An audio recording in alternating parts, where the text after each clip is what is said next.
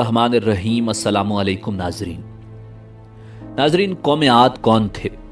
दुनिया की सबसे ताकतवर तरीन कौम को अल्लाह रब्बुल इज़्ज़त ने कैसे तबाह किया और कुरान मजीद फुरकान हमीद में कौम आद के हवाले से क्या इरशाद फरमाया? कौम आद इस वक्त कहाँ मौजूद हैं? जदीद तहकीक ने किस मकाम से कौम आद के मुजस्मे दरियाफ्त किए? यही हमारी आज की वीडियो का मौजू होगा। और आज हम आपको खजूर के दरख्तों के बराबर कद और मजबूत तरीन जिसामत वाली कौम आद की इबरतनाक दास्तान सुनाएंगे। मगर वीडियो में आगे बढ़ने से पहले अगर आप हमारे चैनल पर नए हैं तो बराए मेहरबानी हमारा चैनल सब्सक्राइब करें, जहां आपको बिलखुसूस इस्लामिक हिस्ट्री और बिलुमूम दुनिया भर की मुनफरिद मालूमात पर मबनी वीडियोस मिलती रहेंगी। नाजरीन, बहरे अरब और बहरे अहमर के दरमियान अरब के जुनूब और शिमाल में दोनों जानिब यानी ओमान, हिजर मौत, बहरीन और मगरबी यमन तक एक वसी सहरा है जिसे सहराए अल अहकाफ के नाम से याद किया जाता है। इसे सहराए आज़म अद-दुनिया और अर-रबी अल खाली भी कहा जाता है। अल अहकाफ खकफ की जमा है जिसके लुग़वी मानी रेत के बुलंद बाला और वसी अरीज टीले के हैं। इस बयाबान सहरा में सफ़र करना तो दूर की बात, इसके अंदर कदम रखने का भी तसव्वुर नहीं किया जा सकता कि मौत की इस वहशतनाक वादी की जानिब रुख करना खुदकुशी के मुतरादिफ है। यही वजह है कि मकामी बद्दुओं से लेकर मुहिम जू सयाहों तक कोई इस सहरा के करीब जाना पसंद नहीं करता। सफ़ेद और बारीक रेत के हज़ारों फिट ऊंचे पहाड़ों में अगर कोई शय फेंकी जाए तो वो लम्हों में गर्क हो जाती है और रेत की सतह पर जुम्बिश तक नहीं होती। ये सहरा अल्लाह बुजुर्ग बरतर की खुली निशानियों में से है और अहले दुनिया के लिए इबरत भी। अल अहकाफ नामी इस भयानक वादी को देखकर यह गुमान भी नहीं किया जा सकता कि यह किसी जमाने में दुनिया का सबसे ज्यादा सरसब्ज व शादाब इलाका था, जहां बेशुमार फलों और फूलों के वसी बागात, ठंडे पानी के चश्मे, आबशारें और बुलंद बाला इमारतें थीं, जिसमें दुनिया की सबसे ज्यादा ताकतवर, मालदार और शानदार तमद्दुन रखने वाली कौम आद आबाद थी। ये दुनिया के सबसे ज्यादा कदावर और जोरावर इंसान थे। इतने ताकतवर लोग अल्लाह ने फिर पैदा नहीं किए, जैसा कि अल्लाह जल्ला शानुहु ने कुरान मजीद फुरकान हमीद में इरशाद फरमाया, इन जैसी कोई कौम और मुल्कों में पैदा नहीं की गई। हिजर मौत और नजरान के दरमियानी इलाके अल अहकाफ में कौम आद के, जिसे कौम इरम भी कहा जाता है, 13 कबाइल आबाद थे। कौम आद के अल अहकाफ में रहने से मुताल्लिक कुरान मजीद फुरकान हमीद में अल्लाह रब्बुल इज़्ज़त ने इरशाद फरमाया, हूद को याद करो जबकि उसने अपनी कौम को अहकाफ में डराया। नाज़रीन, अल्लामा जलालुद्दीन सुयूती रहमतुल्लाह अलैह अपनी तफसीर दुर मंशूर में तहरीर करते हैं कि कौम आद निहायत जोरावर और बहादुर कौम थी। ये बुत परस्त थे। उनके 2 बुतों के नाम हमूद और हब बयान किए गए हैं। इब्न कसीर ने अपनी तफसीर में तीसरे बुत का नाम समद भी बयान किया है। नाजरीन, आद एक कदीम अरबी कौम है जिसका जिक्र कुरान मजीद फुरकान हमीद में सूरह हूद और सूरह फजर में आता है। इस कौम पर हजरत हूद अलैहिस्सलाम को नबी बनाकर भेजा गया था। जब इस कौम ने शिर्क और बुत परस्ती तर्क न की तो अल्लाह रब्बुल इज़्ज़त ने अजाब नाजिल करके इसे तबाह कर दिया। इस कौम के तज़किरे को कहानी समझा जाता था, मगर इसी सदी में इसके मरकजी शहर इरम, अरबी में इरम ज़ातिल इमाद और अंग्रेजी में उबर, वाबर और इरम के आसार बरामद हुए हैं, जो अर-रुबा अल खाली के उस हिस्से में है जो आजकल ओमान में शामिल है। आद असल में हजरत नू अला नबीना अलैहिस्सलाम की चौथी पुश्त से थे।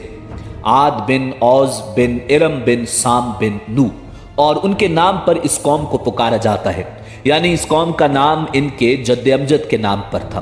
कौम आद को मशहूर रिवायात के मुताबिक एक अजीम आंधी से तबाह किया गया था। कुरान के मुताबिक ये कौम दुनिया और आखिरत दोनों में अल्लाह की रहमत से दूर और महरूम है। नाजरीन, जदीद तहकीक के मुताबिक ये कौम 3000 साल कबल मसीह से लेकर पहली सदी ईस्वी तक मौजूद थी। इनको 1000 सुतूनों वाले शहर की कौम भी कहा जाता है। नाजरीन, हजरत हूद अलैहिस्सलाम एक तवील अरसे तक अपनी कौम को वाज़ो नसीहत करते रहे। کبھی وہ انہیں اللہ کی طرف سے عطا کردہ نعمتوں کی یاد دلاتے تو کبھی عذاب الہی سے ڈراتے، مگر وہ بہرے اور اندھے بنے رہے۔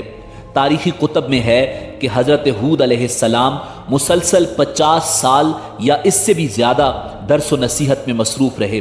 قوم عاد کے 13 قبائل میں سے لقمان اور خلجان نامی قبائل نہایت طاقتور تھے اور انہیں حکمران کی حیثیت حاصل تھی۔ حضرت ہود علیہ السلام نے جب دعوت حق دی اور کفر و شرک چھوڑ کر ایک اللہ کی بندگی کی طرف بلایا تو لقمان قبیلے نے سخت مزاحمت کی اور حضرت ہود علیہ السلام کے دشمن ہو گئے۔ اس کے برعکس دوسرے قبیلے خلجان نے حضرت ہود علیہ السلام کی باتوں پر غور و خوض کیا اور ان میں سے اکثر جلد ہی آپ کی دعوت کو قبول کر کے ایمان لے آئے۔ حضرت ہود علیہ السلام نے اپنی قوم کو رائے حق پر گامزن کرنے کی ہر ممکن کوشش کی، مگر قوم نے ان کی دعوت قبول کرنے سے انکار کر دیا تو بالآخر انہوں نے بارگاہ الہی میں مدد کے لیے دست دعا دراز کیے، جسے قرآن کریم نے یوں بیان کیا۔ نبی نے دعا کی کہ اے پروردگار، انہوں نے مجھے جھوٹا کہا ہے پر تو میری مدد فرما۔ اللہ نے اپنے نبی کی فریاد کے جواب میں فرمایا، اے نبی، یہ بہت جلد اپنے کیے پر پچھتانے لگیں گے۔ ناظرین، اللہ رب العزت نے اپنے نبی کی دعا قبول فرمائی اور قوم عاد پر عذاب کی ابتدا ہو گئی۔ بادلوں کے فرشتے کو حکم دیا گیا کہ اب بارش نہ برسائی جائے۔ چشموں کے فرشتے کو حکم دیا گیا کہ ان کے ٹھنڈے، میٹھے اور شفاف پانی سے لبریز چشموں اور آبشاروں کو خشک کر دو۔ ناظرین، روایات میں آتا ہے کہ دیکھتے ہی دیکھتے ان کے سرسبز و شاداب کھیت و کھلیان سوکھنے لگے اور مویشی مرنے لگے، یہاں تک کہ لوگ پینے کے پانی تک کو ترسنے لگے۔ کثیر تعداد میں پیدا ہونے والے پھل اور اناج ناپید ہو گئے۔ پوری قوم خشک سالی کا شکار ہو کر بدحال اور پریشان ہو گئی۔ یہ سلسلہ مسلسل 3 سال تک جاری رہا۔ حضرت ہود علیہ السلام نے اپنی قوم کی طرف دیکھا تو پریشان ہو گئے۔ آپ بہت افسردہ اور پریشان رہنے لگے اور پھر ایک دن انہوں نے اپنی قوم سے فرمایا، اے میری قوم کے لوگوں، تم اپنے پالنے والے سے بخشش مانگو، اس کے آگے توبہ اور استغفار کرو، وہ تم پر آسمان سے بارش برسائے گا اور تمہاری طاقت و قوت میں اضافہ فرمائے گا، اور دیکھو گنہگار بن کر روگردانی نہ کرو۔ قرآن کریم اور احادیث مبارکہ میں توبہ و استغفار کے بڑے فوائد بیان کیے گئے ہیں۔ ناظرین، ابن ماجہ اور ابو داؤد میں حدیث مبارکہ ہے کہ جو پابندی سے استغفار کرتا ہے، اللہ رب العزت اس کے لیے ہر فکر سے کشادگی اور ہر تنگی سے راستہ بنا دیتا ہے اور اسے ایسی جگہ سے روزی دیتا ہے جو اس کے وہم و گمان میں بھی نہیں ہوتی۔ بہرحال حضرت ہود علیہ السلام کے لاکھ سمجھانے کے باوجود اس قوم پر کوئی اثر نہ ہوا، بلکہ نہایت ڈھٹائی کا مظاہرہ کرتے ہوئے کہنے لگے کہ ہم محض تیرے کہنے پر اپنے آباء و اجداد کے اور اپنے ان معبودوں کو نہیں چھوڑ سکتے جو ہمارے آباء و اجداد سے چلے آئے ہیں۔ قرآن کریم نے اسے یوں بیان کیا ہے، اے ہود، تم ہمارے پاس کوئی دلیل تو لائے نہیں، اور ہم صرف تمہارے کہنے سے نہ اپنے معبودوں کو چھوڑنے والے ہیں اور نہ تم پر ایمان لانے والے، بلکہ ہم تو یہ سمجھتے ہیں کہ ہمارے کسی معبود نے تمہیں آسیب زدہ دیوانہ کر دیا ہے۔ ناظرین، عذاب الہی کے ابتدائی مراحل میں خشک سالی نے قوم عاد کی حالت ابتر کر دی۔ ان کے سرداروں اور دانشوروں نے اس سے نجات پانے کے لیے مختلف تدابیر پر غور و خوض شروع کر دیا۔ یہ بات بڑی حیران کن ہے کہ پچھلی قوموں کو جب کبھی کوئی مشکل آ گھیرتی تو وہ اس سے نجات کے لیے حجاز مقدس کا سفر کرتے اور بیت اللہ شریف میں جا کر اللہ کے آگے آہوزاری کرتے، یعنی کافر قومیں بھی اس حقیقت کو تسلیم کرتی تھی کہ اس ارض و سما میں ایک لافانی قوت موجود ہے، مگر اس کے باوجود جب نبی اور رسول یہ بات کہتے تو ان کی عقل پر پردہ پڑ جاتا۔ قوم عاد کے سرداروں نے بھی یہی فیصلہ کیا کہ قوم کے سرکردہ افراد بیت اللہ شریف جا کر ان دیکھے خدا کے سامنے فریاد کرتے ہیں۔ چنانچہ مختلف قبائل کے سرداروں اور دیگر اہم افراد پر مشتمل 70 افراد کا ایک وفد حجاز مقدس روانہ ہوا۔ اس زمانے میں مکہ مکرمہ پر قوم امالیک کی حکمرانی تھی، جس کا سردار معاویہ بن بکر تھا اور معاویہ کی والدہ قوم عاد سے تعلق رکھتی تھی۔ ویسے بھی معاویہ بن بکر قوم عاد کی شان و شوکت سے بڑا مرغوب تھا، چنانچہ اس نے وفد کی بڑی خاطر مدارت کی اور اسے بڑے عزت و احترام سے اپنے ہاں ٹھہرایا۔ تبری کی روایت ہے کہ اس وفد میں 2 افراد مرشد بن سعد اور لقمان بن لکیم صاحب ایمان اور حضرت ہود علیہ السلام کے پیروکار تھے۔ غالباً ان کا تعلق قبیلہ خلجان سے ہوگا۔ ان دونوں کے علاوہ باقی سب کافر اور بت پرست تھے۔ معاویہ نے ان کے اعزاز میں رقص و سرور کی محافل کا اہتمام کیا اور تقریباً 1 ماہ تک یہ لوگ اپنے آنے کا مقصد فراموش کر کے عیش و عشرت اور شراب و شباب کی محافل میں مدہوش رہے۔ جب ان کا قیام طویل ہو گیا تو معاویہ بن بکر کو ان کے واپس جانے کی فکر لاحق ہوئی۔ کافی سوچ بچار کے بعد اس نے ناچنے گانے والیوں کے ذریعے چند اشعار کی صورت میں انہیں ان کے آنے کا مقصد یاد کروایا، جس پر وفد کو ہوش آیا۔ تاریخی کتب میں درج ہے کہ اس موقع پر وفد میں شامل مرشد اور لقمان نے ایک بار پھر انہیں سمجھانے کی کوشش کی، جو کچھ حضرت ہود کہتے ہیں اس پر ایمان لے آؤ، مگر وہ نہ مانے۔ وفد بیت اللہ شریف گیا اور بارش کی دعائیں مانگنی شروع کر دی۔ ابھی تھوڑی ہی دیر گزری تھی کہ اللہ رب العزت نے آسمان پر 3 رنگوں کے بادل بھیج دیے، جن میں ایک سفید تھا، دوسرا سیاہ اور تیسرا سرخ۔ اس کے ساتھ ہی آسمانوں سے ندائے غیب آئی، اپنے اور اپنی قوم کے لیے ان تینوں میں سے کسی ایک کو پسند کر لو۔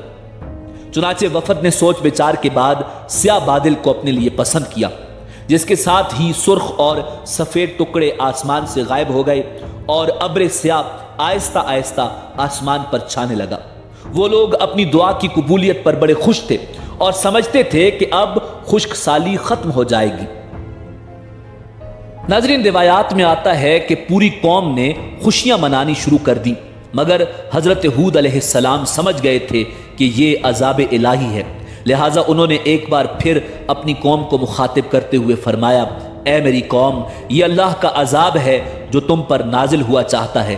پھر انہوں نے اللہ تعالیٰ کا فرمان انہیں سنایا، نہیں بلکہ دراصل یہ ابر وہ عذاب ہے جس کی تم جلدی کر رہے تھے، یہ ہوا کا طوفان ہے جس میں دردناک عذاب چلا رہا ہے، جو اپنے رب کے حکم سے ہر چیز تباہ کر ڈالے گا۔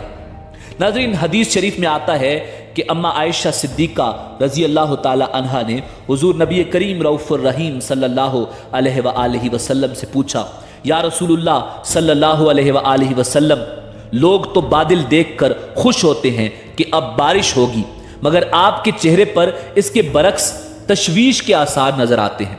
آپ صلی اللہ علیہ وآلہ وسلم نے فرمایا، عائشہ، اس بات کی کیا ضمانت ہے کہ اس بادل میں عذاب نہیں ہوگا؟ جبکہ ایک قوم ہوا کے عذاب سے ہلاک کر دی گئی تھی، اس قوم نے بھی بادل دیکھ کر کہا تھا، یہ بادل ہے جو ہم پر بارش برسائے گا۔ ناظرین، روایات میں آتا ہے کہ قوم عاد نے اس عذاب کو بصورت بادل اپنی بستیوں کی طرف آتے دیکھا تو کہنے لگے، یہ تو بادل ہے، ہم پر بارش کرنے والا ہے۔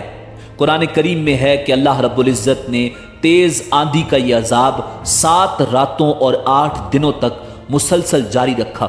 آندھی نے کسی ایک کو بھی نہ باقی چھوڑا، یہ ہر ایک کے پاس پہنچ گئی، غاروں کے اندر، پہاڑوں، گھاٹیوں اور چوٹیوں، گھروں، محلات اور قلعوں کے اندر سب کو فنا کر ڈالا۔ ابن عمر رضی اللہ تعالی عنہ سے مروی ہے کہ نبی کریم رؤوف الرحیم صلی اللہ علیہ وآلہ وسلم نے ارشاد فرمایا، وہ آندھی جس کے ذریعے قوم عاد ہلاک کی گئی، اللہ نے ان پر انگوٹھی جتنی جگہ کی مثل ہوا کھولی تھی۔ بس وہ ہوا پہلے دیہات میں گئی اور وہاں کے لوگوں اور مویشیوں اور مالوں کو اٹھایا اور آسمان و زمین کے درمیان لے گئی۔ اللہ نے اس خوفناک آندھی سے حضرت ہود علیہ السلام اور ان کے ساتھیوں کو محفوظ رکھا اور انہوں نے خطیرہ نامی ایک بستی میں پناہ لی، جہاں عذاب ان تک نہیں پہنچا اور وہ امن و سکون سے رہے، اور باقی پوری قوم اللہ رب العزت نے تباہ و برباد کر دی۔ ناظرین، علامہ تبری کی بعض روایتوں میں ہے کہ حضرت ہود علیہ السلام کی عمر 150 سال تھی۔ آپ کو 50 برس کی عمر میں نبوت عطا کی گئی۔ 50 برس تک قوم کو واعظ و نصیحت کرتے رہے۔ قوم کی ہلاکت کے بعد مزید 50 برس تک زندہ رہے اور اہل ایمان کو واعظ و درس فرماتے رہے۔ تاریخی کتب سے پتہ چلتا ہے کہ حضرت ہود علیہ السلام کا مزار حجر موت کے ایک مقام پر ہے جہاں عرب کے مختلف حصوں سے ہزاروں کی تعداد میں لوگ جمع ہوتے ہیں، اگرچہ یہ قبر تاریخی طور پر ثابت نہیں۔ ناظرین، اسی امید کے ساتھ اجازت دیجیے کہ آپ کو ہماری ویڈیو پسند آئی ہوگی۔ ملتے ہیں بہت جلد ایک نئی تاریخی، تحقیقی اور معلوماتی ویڈیو کے ساتھ۔ دیکھتے رہیے۔ اللہ رب العزت آپ کا حامی و ناصر ہو۔